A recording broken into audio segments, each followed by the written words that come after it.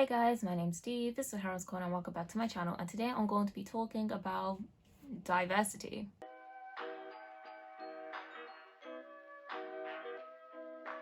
So I kind of consider this video almost like a two-parter to my issue of issue books. Let's talk about anti-racism genre. I'll be linking that up on the screen now and in the description box, and I would encourage you guys to watch that video if you haven't already, because I'll be kind of hitting on certain points that come up in that video.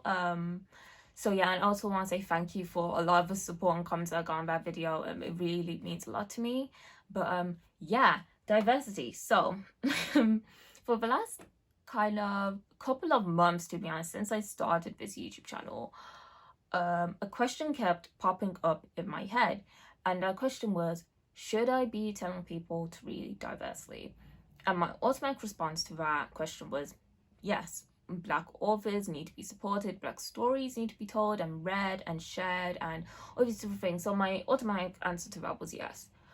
But then the question kept coming up in my head, so it's very clear that I did not answer that question well enough for me to kind of put it to rest. So I was thinking, okay, why do I keep thinking this while I'm making my content? Why am I thinking about if I should be telling people to read diversely? Because I already know I should be telling people to read diversely. And then my mind caught on the word telling. Should I be telling people to read diversely? And to be perfectly honest, I did not know how I was going to articulate all my thoughts and feelings on this until I woke up today and I saw that the author of Homegoing and Transcendent Kingdom, gyasi, she wrote an article for The Guardian, and it's titled, sorry, I've got the article here, it's titled White People, Black Authors Are Not Your Medicine. And this is such a beautiful article. I really implore you all to read it. I'll be linking it down below as well. And this article sparked my articulation on the subject, or my articulation on the subject enough for me to create a video on it. So I will be reading a part of the article here, the part that really kind of spoke to me. So many of the writers of color that I know have had white people treat their work as though it were a kind of medicine, something they have to swallow in order to improve their condition, but they don't really want it. They don't really enjoy it, and if they're being totally honest, they don't actually even take the medicine half the time. They just buy it and leave it on the shelf. What pleasure, what deepening could there be in reading like that? To enter the world of fiction with such a tainted mission is to doom the novel or short story to fail you on its most essential levels. That's the part that really spoke to me, because I kind of saw myself as the doctor, as the nurse. Am I trying to shove this medicine down people's throat? Am I trying to shove diversity down people's throat? And I don't really like that phrase, because there's like obviously a lot of wrong people say that, like, oh, we're shoving diversity anywhere. But I was just thinking to myself, like, me constantly saying, and please read diversely, please read Black authors, like, am I trying to shove a medicine down people's throat? And really the part in the article when she says, but they don't really want it, they don't really enjoy it, and if they are being totally honest, they don't actually even take the medicine half the time. So it's almost like now, in the good year of 2021, I should not be having to force diversity onto readers. I should not have to be saying, please read Black authors, please read Black stories, please read diversity. I shouldn't be having to say that if you already know to read diversely, and if you already are, like, you know, up on that uptake. So it's kind of like, who am I saying this to?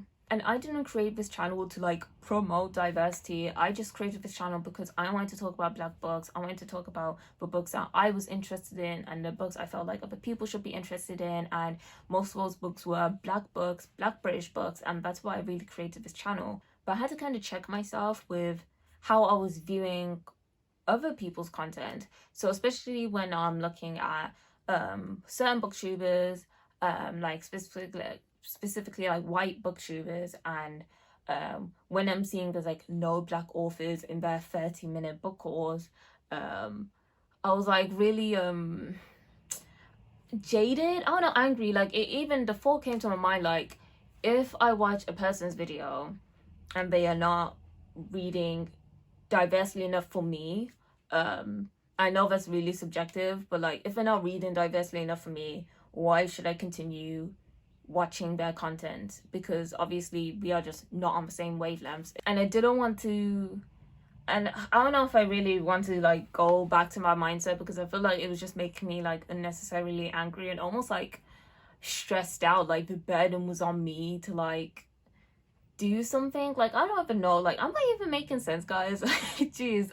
But essentially, after reading this article, I had to kind of be like, who am I pushing diversity to? Am I pushing it to the choir, or am I pushing it to people who aren't going to listen? And if after everything that has happened, especially in 2020, if people are still not reading diversely, and I don't mean the token black book, like if people still aren't getting to grips with that, if people are still talking about like classic books and they're not including like any writers of color, like should I still be talking about all these things? These are just the thoughts that are going into my head. And that's why it made the question difficult. That's why I wasn't able to answer that question. Wow, should I be telling people to read diversely? Because I shouldn't be telling people to read diversely. Essentially, like you should already know to read diversely. I should not be having to remind you to read diversely. I saw this kind of conversation on Twitter as well, like the other day, saying like, this was after the horrendous Asian hate crime that happened in Atlanta, Georgia. And I will be leaving links down below for that in the description box as well. But and there were like some Asian authors on Twitter basically saying like, I know you guys are sharing my book links and that's all very great and I appreciate that, but it's kind of like books are not going to be the medicine for racism. You know what I mean? We need more concrete solutions. And I totally agree with what they were saying on that point. So yeah, this conversation was happening on Twitter, and then people were replying back saying like, I know this is true, but also a lot of people are still not on the foundational levels when it comes to just humanizing people that are not like them, just understanding that, you know, black people, Asian people are people and whole individuals with complex and complicated lives. Some people are just still not on that level yet, and whether that's because they're ignorant, whether that's just because they're blindly just whether they're just blind to the injustices or whatever the reason is, some people are just still not on that level. And when I say some people, I mean a lot of people are just not on that level yet. So it's almost like I don't want to preach to the choir, but also a lot of people are not in that choir yet. This is such a rambly video. I didn't expect this to be such a rambly video. But essentially, I shouldn't have to tell people to read diversely. This should just be something that you understand and you are just automatically doing in your day-to-day reading and your book buying and your book recommendations. But I feel like I'm still going to implore people to read diversely, because if it's not in front of you, you're not going to remember. And that's not just for like issues to do with race, like issues to do with sexuality and like disability and you know, all these different things. Like, because it's not your actual like reality, it might not be like the highest priority for you. But yeah, to kind of answer my own question on this, because if I keep talking, I am just going to go in circles. Should I tell people to read diversely? And the answer to that is no, because people should already know to read diversely. Am I going to stop telling people to read diversely? No, because I understand that for a lot of people, they need to be reminded. I'm still going to be angry if people aren't going to be reading diversely, but I'm also going to be remembering the words of this article, which is that some people don't want to take this medicine and some people won't take the medicine. Some people just don't want to read diversely, and it's kind of like I have to accept that some people just want their only white bookshelves, like, so, you know, unconsciously or not unconsciously, like some people just don't want to be reading black stories or BIPOC stories, and they are very safe and very comfortable in reading what they know and the realities that they are comfortable with.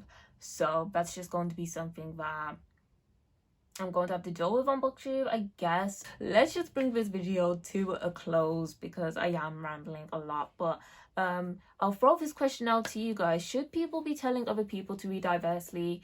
Is it almost like preaching to a choir? People who already want to read diversely will be reading diversely, and people who don't want to be reading diversely will not be reading diversely? Or do you feel like a lot of people still just need to be reminded, not out of like malicious reasonings that they forget about diversity, I guess, but some people just aren't on that kind of conscious level about reading diversely.